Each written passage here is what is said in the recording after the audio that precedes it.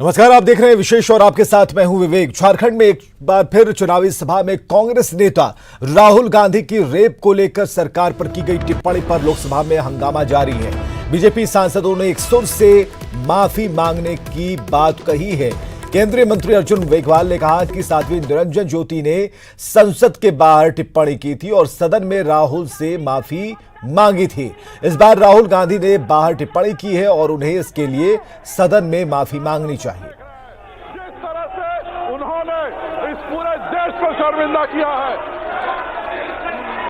ऐसे राहुल गांधी जी ने बार बोला कि मेक इन इंडिया की जगह ये रेप इन इंडिया हो गया है। ये बहुत ही कंडेमेबल एक्टिविटी है, इसलिए वो हाउस के मेंबर है, इसलिए माफी मांगनी चाहिए उनको। हाउस में आकर के माफी मांगे।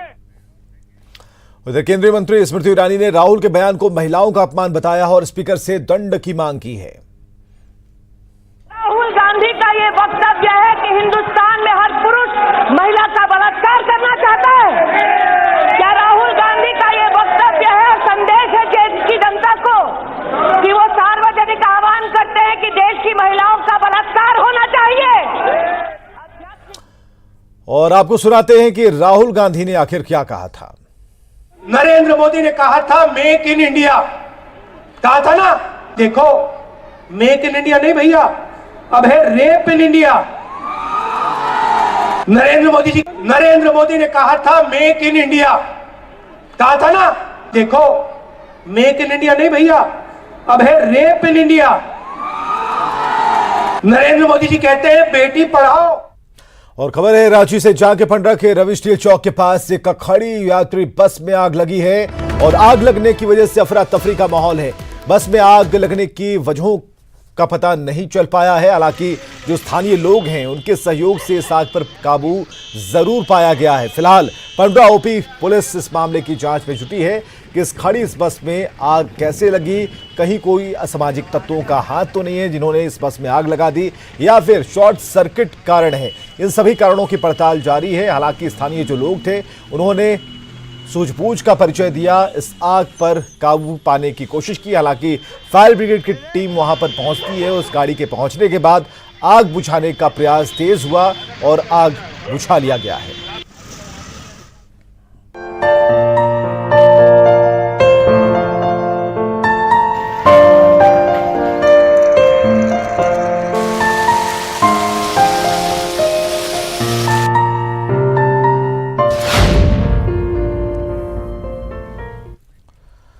बात करेंगे ठंड की, तो जम्मू कश्मीर, लद्दाख और उत्तराखंड जैसे पहाड़ी राज्य में लगातार हो रही बर्फबारी के चलते पूरा उत्तर भारत ठंड की चपेट में है।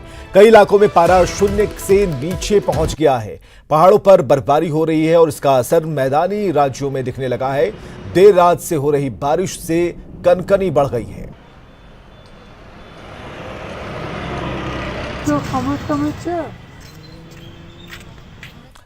तो पहाड़ों पर जारी बर्फबारी और बारिश का असर अब मैदानी इलाकों में दिख रहा है। उत्तराखंड के पहाड़ी इलाकों में जहां बर्फबारी ने लोगों का जीना मुहाल कर रखा है, वहीं कई इलाकों में बारिश से ठिठुरन बढ़ी हुई है।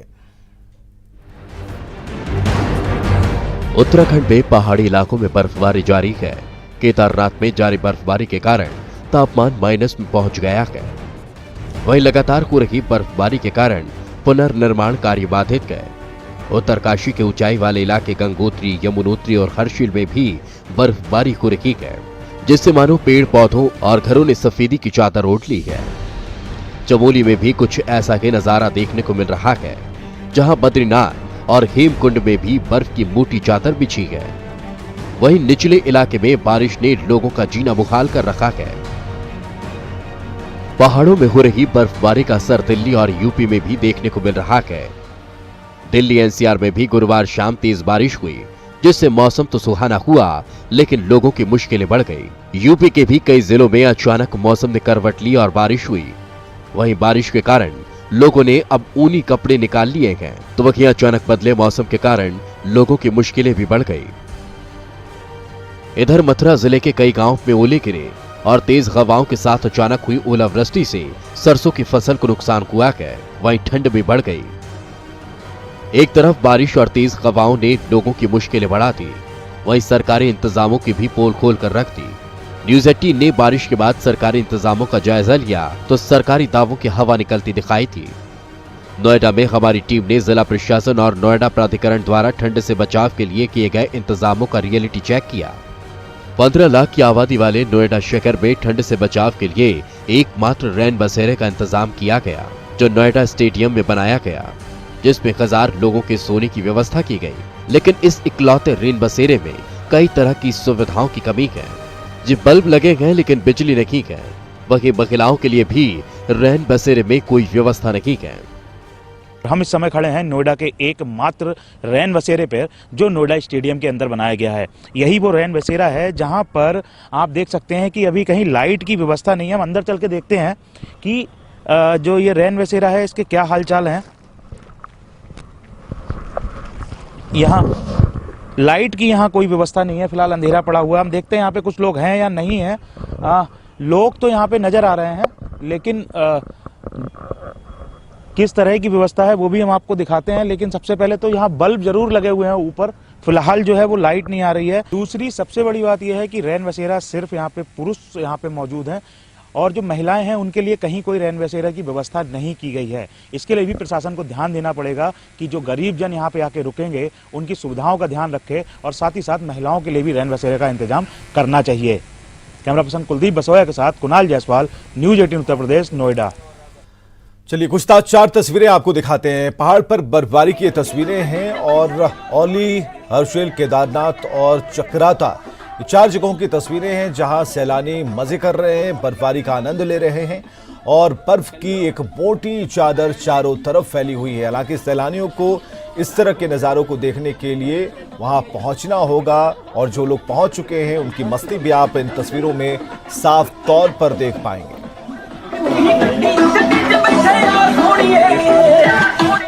और कश्मीर में भी बर्फबारी हो रही है। दूर दूर से सैलानी पहुंच रहे हैं, जमकर बर्फबारी का आनंद उठा रहे हैं। डल झील ठंड की वजह से जम चुकी है।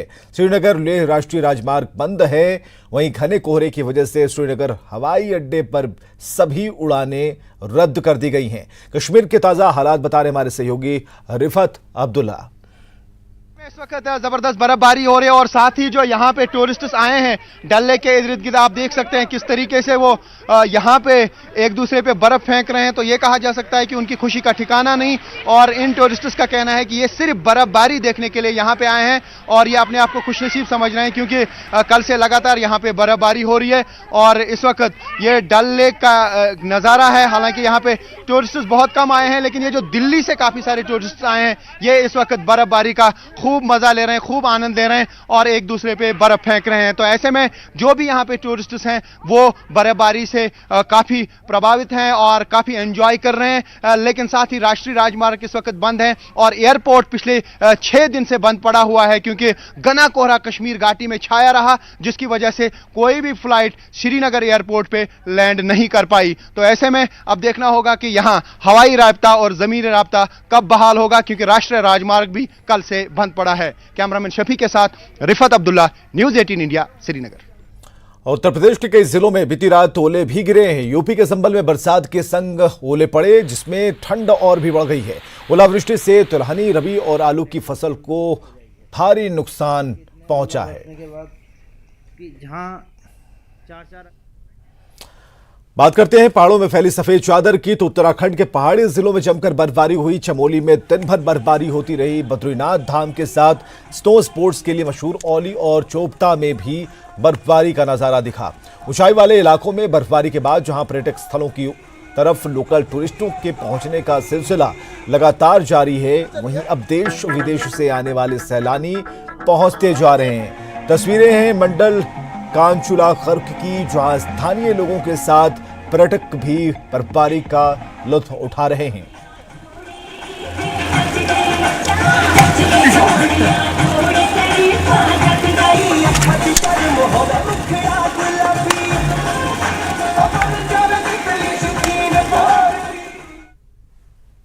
जितने भी हिल स्टेशन है सब में बहुत बढ़िया बर्फबारी हो रही है, और मैं प्रदेश के सभी लोगों से कहूंगा कि आप इस समय पूरी बर्फबारी का मजा लीजिए और हमारे हिल स्टेशन पर आइए। और चंपावत जिले में ऊंचाई वाले इलाकों में सुबह बर्फबारी हो रही है सुबह से ही, और भायावती, खेतखान समेत कई इलाके ऐसे हैं जहां बर्फबारी ने पहाड़ को बर्फ की सफेद चादर से ढक लिया है, तो देवदार के पेड़ों ने रौनक और भी बढ़ा दी है।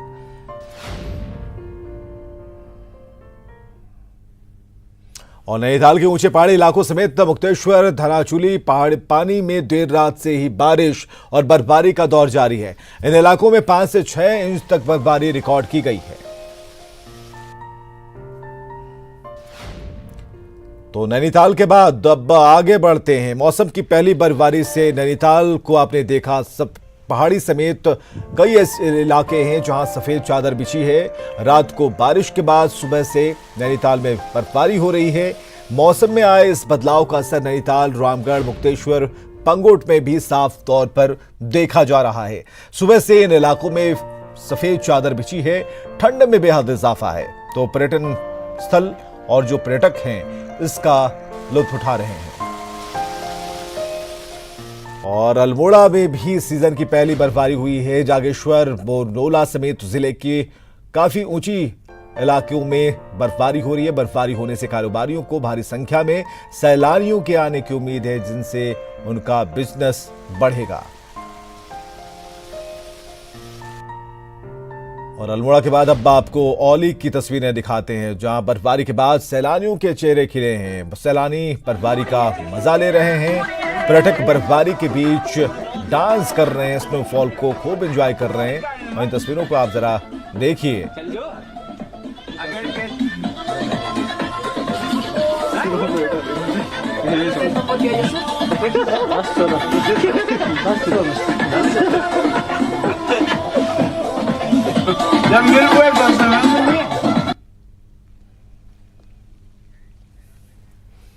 तो उत्तरकाशी में भी बारिश और बर्फबारी होती रही। उत्तरकाशी के गंगोत्री, यमुनोत्री धाम समेत गंगोत्री के शीतकालीन प्रवास स्थल मुखवा और यमुनोत्री के शीतकालीन प्रवास खरसाली खुशी मठ में जमकर बर्फबारी हुई है। बर्फबारी की खूबसूरत तस्वीरें यमुनोत्री के शीतकालीन प्रवास स्थल खरसाली गांव की यमुना मंदिर के पास की हैं, जहां पर कल बर्फबारी हुई। वहीं निचले वाले क्षेत्रों में बारिश हुई है, ठंड काफी बढ़ गई है। बारिश बर्फबारी को देखते हुए जिला प्रशासन और आपदा प्रबंधन अलर्ट मोड में है।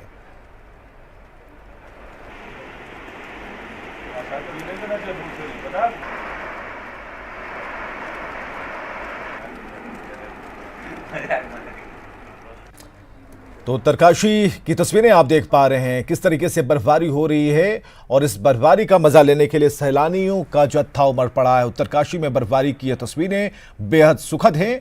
मुखवा, खरसाली में हेवी स्नोफॉल और बारिश भी रुक रुक कर हो रही है। ऐसे में ठंड काफ़ी बढ़ गई है, लेकिन जो पर्यटक हैं वो मज़ा ले रहे हैं, बर्फबारी का आनंद उठा रहे हैं। और ऐसे में घरों में दुबके रहने से बेहतर है कि लोग सैर सपाटे पर निकलें। और पर्यटकों को देखकर कुछ ऐसा ही लग रहा है।